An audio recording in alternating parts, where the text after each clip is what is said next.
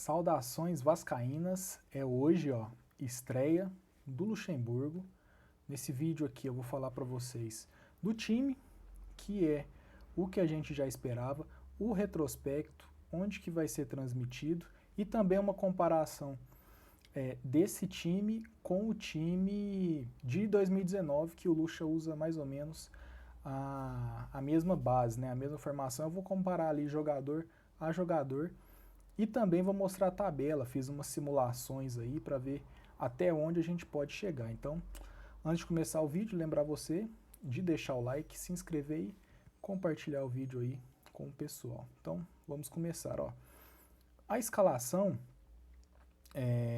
nesse formato aí do GE, eu acredito que vai ser um pouco diferente. Primeiro que o Léo Gil joga pela esquerda, né? E o Bruno Gomes vai jogar pela direita. E o Lucha, ele costumava jogar com um volante recuado, né? Nesse caso a gente vai ter aí 2 volantes recuados, enquanto que o Juninho vai ter mais liberdade, mais centralizado. E no restante, bem aquilo que a gente já imaginava, né? Léo Matos, uma dupla de zaga muito boa, que o melhor momento do Vasco foi com os dois, né? Que é o Graça e o Castan. Henrique. Eu iria de Henrique mesmo, no lugar do Neto Borges. Neto Borges falha muito ali atrás e o Henrique pelo menos passa essa segurança. Ainda mais que o Luxemburgo, ele disse que não quer o Thales Magno correndo atrás de lateral, né? Então a gente precisa de um lateral mais defensivo para o Thales Magno ter essa confiança de não precisar ficar voltando toda hora, né? E lá na frente, Germancano, então a gente só precisa de uma oportunidade, né? A gente não, né? Ele só precisa de uma oportunidade para fazer o gol. E a escalação mais polêmica é o do Pikachu, que acredito eu seja pela familiaridade, né? Ele quer mais jogadores que conhecem o esquema dele para não começar do zero, né? Para já ter alguma coisa nova. Então, essa é a escalação. Aí eu coloquei a tabela com os jogos de ontem. Os jogos de ontem eu acredito que tenham sido bons resultados. Poderiam ser melhores? Poderiam.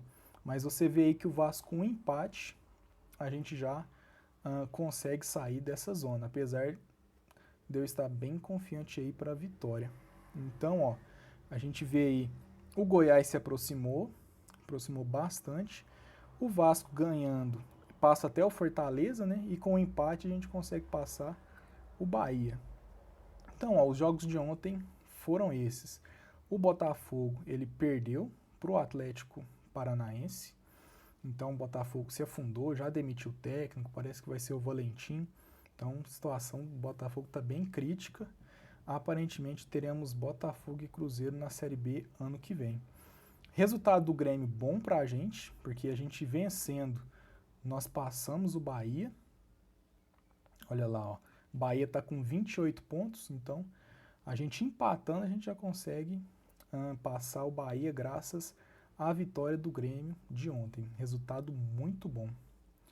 O Sport no Clássico venceu o Fortaleza, então resultado aí que coloca o Sport lá em cima, né? O Vasco não consegue alcançar mais o Sport, e o Fortaleza, em caso de vitória do Vasco, a gente consegue passar eles também. Olha só, Fortaleza com 31, se a gente vencer por critérios de desempate, a gente empata com ele em pontos, mas no número de vitórias nós passamos eles. Curitiba e Goiás era um jogo assim, o Vasco tem que olhar para cima, né? Não pode olhar para baixo. Então, como esses dois aí já estavam bem abaixo do Vasco, não interessava tanto. O Goiás se aproximou do Vasco, né? Tá com 26 a 2 pontos, e o Curitiba na lanterna com 21, mas bem atrás mesmo. E esses jogos aqui acho que nenhum interessava a gente, né? O clássico, o Fluminense venceu no finalzinho e o Bragantino aplicou aí 4 gols no São Paulo. Então acho que nenhum desses jogos aí interessa pra gente. E os jogos de hoje?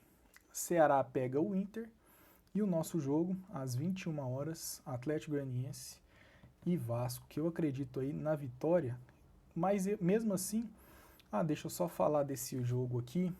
Palmeiras e Corinthians foi adiado em virtude da semi da Libertadores, né? Então eles vão disputar na segunda-feira, então ainda tem mais 3 segundas-feiras ainda, na terceira que vai ser o jogo de Palmeiras e Corinthians, na segunda. E mais pra frente ainda, Atlético Mineiro e Santos, jogos aí que não interessam nem um pouco para o Vasco, né? Então eu fiz a simulação, primeiro com empate, então um empate aí já é suficiente para que nós saiamos da zona do rebaixamento.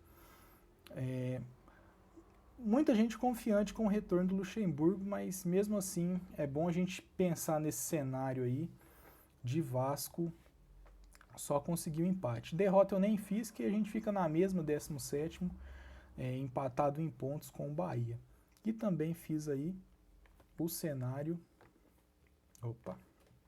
o cenário aí de uma vitória, que a gente chegaria na 15ª posição. E aí sim, olhando para cima, né, já ficaríamos a 3 pontos do Bragantino, 12º colocado, para pensar nessa Sul-Americana, e assim, faltando 11 rodadas, né, seria o ideal. E detalhe para o Ceará, olha lá, nessa aqui mostra o Ceará, que vai jogar com o Inter, então ele pode se distanciar, apesar de eu acreditar na vitória do Internacional.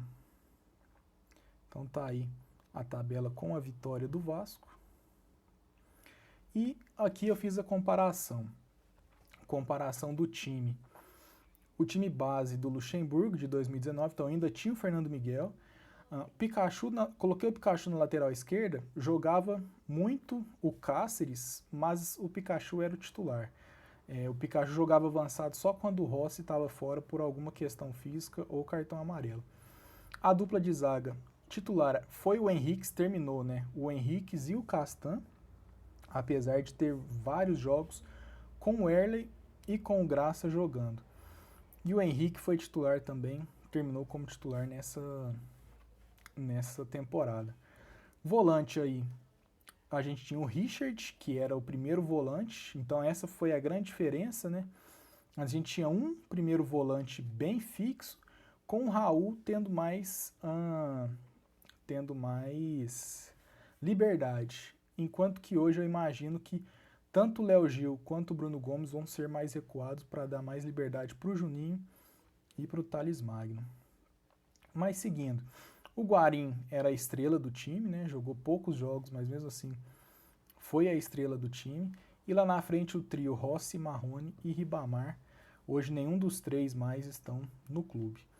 E o provável time de hoje tá aí, ó.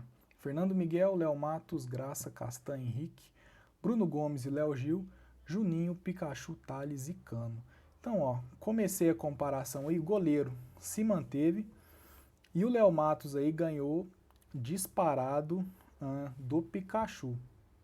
Então, pelo menos na lateral direita, eu concordo, a gente está bem superior a 2019. Lembrando, ó, eu esqueci de falar, né? A maioria esmagadora acha que o elenco de 2021 é superior ao elenco de 2019. Então, 82% aí concorda que esse time que a gente está brigando para não cair é superior ao time que escapou em 2019. Então, dá muita esperança, né? Você entender que seu time é superior ao de 2019. Na zaga, Castan se manteve. E o que acontece é o seguinte, a dupla era Castan e Henriques. E o Graça, ele era o reserva imediato do Castan. O Lucha, na época, nunca colocou dois zagueiros canhotos. Hoje, ele já pensa diferente, né? Então, a gente vai ter aí o Castan e o Graça lado a lado. E a galera prefere o Graça. Olha, eu prefiro o Graça por um motivo, por causa daquele gol contra do Henriques, porque eu estava gostando muito do desempenho do Henriques. E o Graça, apesar de estar muito bem, eu ainda achava o Henriques superior na época, mas ele é meio atrapalhado, né? Então, vou aí com a galera e também prefiro o Graça. Então até agora, ó, tanto na lateral direita quanto na zaga, temos peças melhores que em 2019.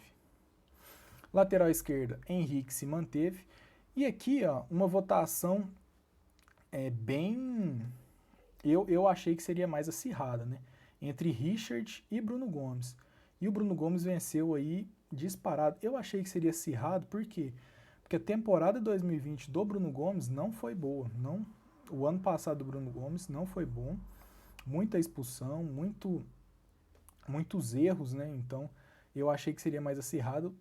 O que ajuda o Bruno Gomes é o adversário, né? Porque o Richard, ele só desarmava, né? O passe dele não era muito bom, então isso conta muito a favor do Bruno Gomes.